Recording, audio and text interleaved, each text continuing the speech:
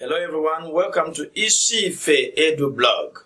ISIFE EDUBLOG is your one-stop shop for all academic programs, especially for the senior secondary school and JAMB candidates.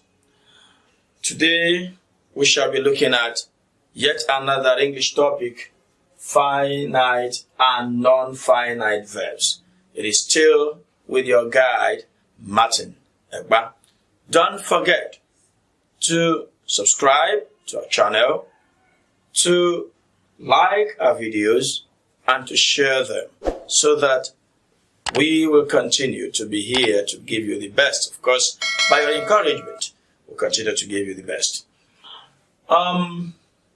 What is a finite verb and what is a non-finite verb?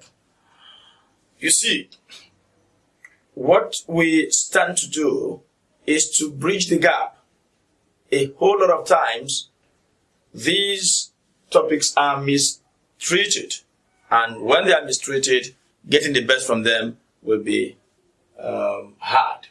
Finite and non-finite verbs do exist in function. They don't exist in individual verbs. I don't know if you understand me. There is no verb in the English language that is called finite. No verb in the English language is called non-finite. A verb will be finite or non-finite depending on the function such a verb plays or performs in the sentence. The role such a verb plays in the sentence makes it either finite or non-finite. I want you to get this clear. No verb of the English language can be given as an example of finite verb. None can be given as an example of non-finite verb. The function of the verb determines whether it is finite or non-finite. So, come with me. A finite verb is a verb that works as a verb in a sentence.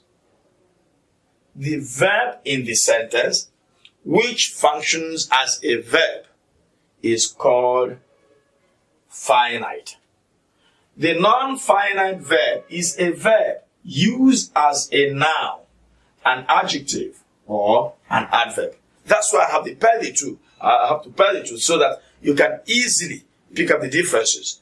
Finite works as the verb of the sentence. Non-finite works as either a noun, an adjective, or an adverb. So you can see that there are verbs that do not work as verbs.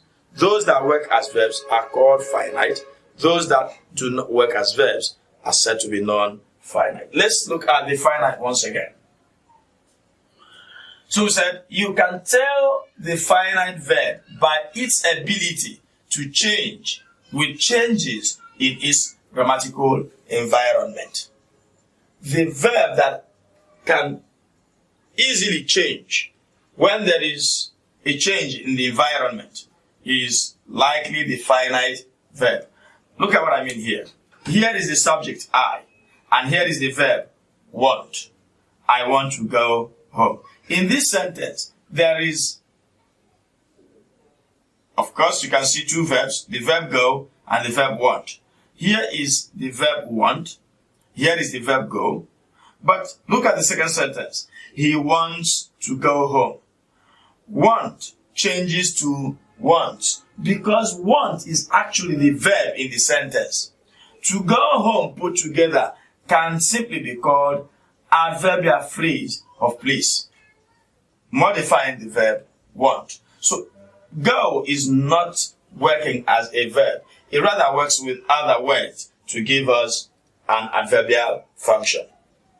Therefore, go is a non-finite verb. As used in this sentence, don't forget, go as used in this sentence is a non-finite verb. If I say, he goes home early, goes here is a finite verb. We didn't say that go is always a non-finite verb. I said earlier that no verb is finite and none is non-finite. finite.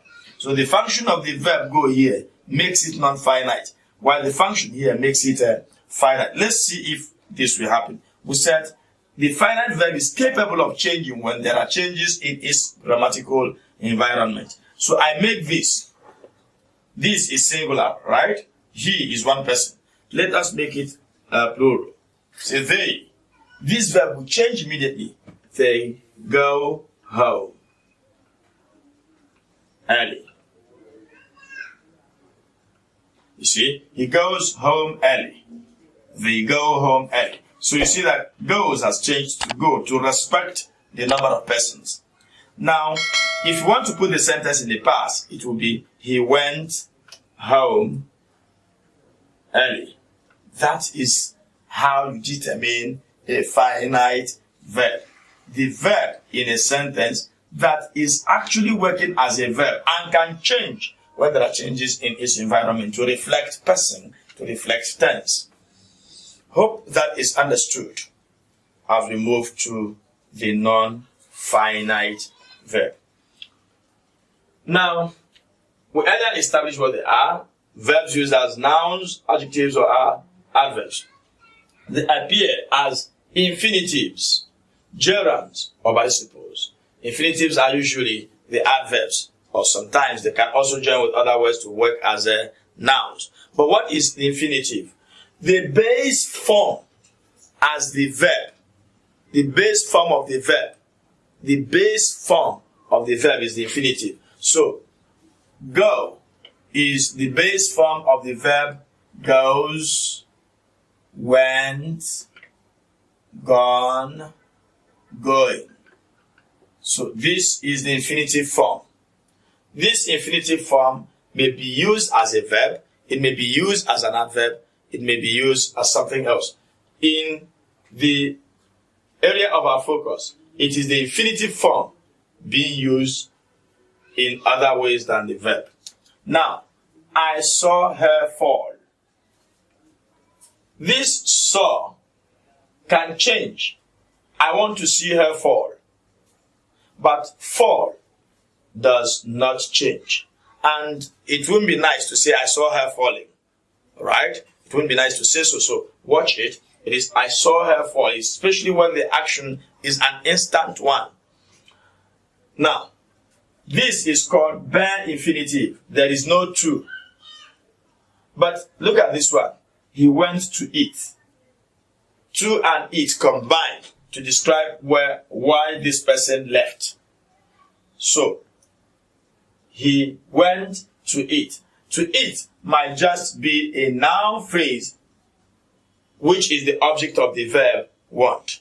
Whereas eat is a verb and to is a preposition. But combined, they give you a completely different grammatical function other than the verb form. So, that's for the infinitive. You can say, I heard her scream. I heard her scream. Scream is infinitive there. While heard is the main verb. I saw her dash across the door.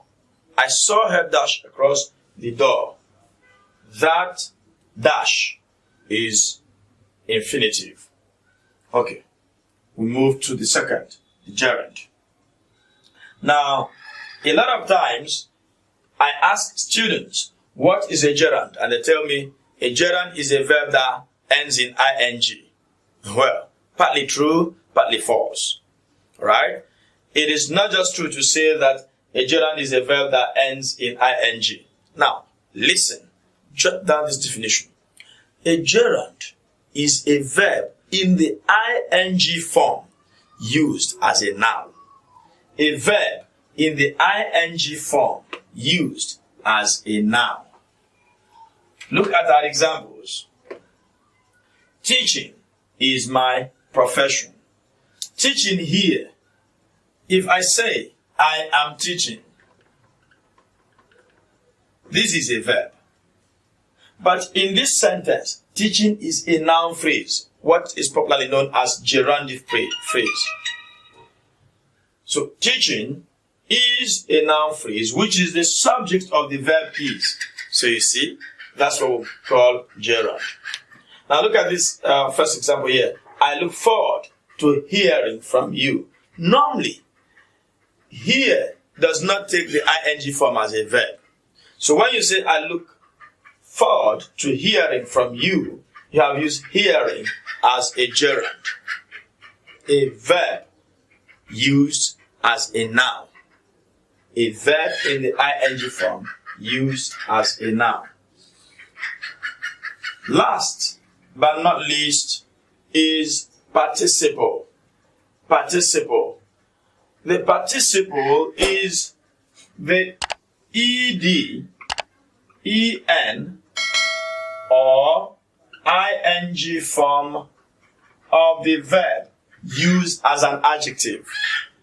The en, the ed, or the ing form of the verb used as an adjective. Alright? So you can see that the ing form of the verb can be used in more ways than one. That's why we condemn the definition of gerund that says a verb that ends in ing. No. A verb that ends in ing, like this one. This is the present progressive form of the verb teach. So this is a verb in the ing form. This is a noun. The verb in the ing form here is working as a noun. We call it gerund. This is also a gerund. Then the verb in the ing form, look at another one, working as an adjective. We call it participle. My mother bought a frying pan. So frying is an adjective qualifying the noun pan. Have you seen the broken plate? Broken, that's why we said the en form. Have you seen the broken plate? So broken is an adjective qualifying the noun plate. The wanted man. The wanted man has been arrested. Alright? The wanted man has been arrested. So wanted here is an adjective qualifying man. That's how it is used. So in all, the concept of finite and non-finite verb has been explained. Verbs working as verbs are called finite. Verbs working in other ways are called non-finite. Thank you.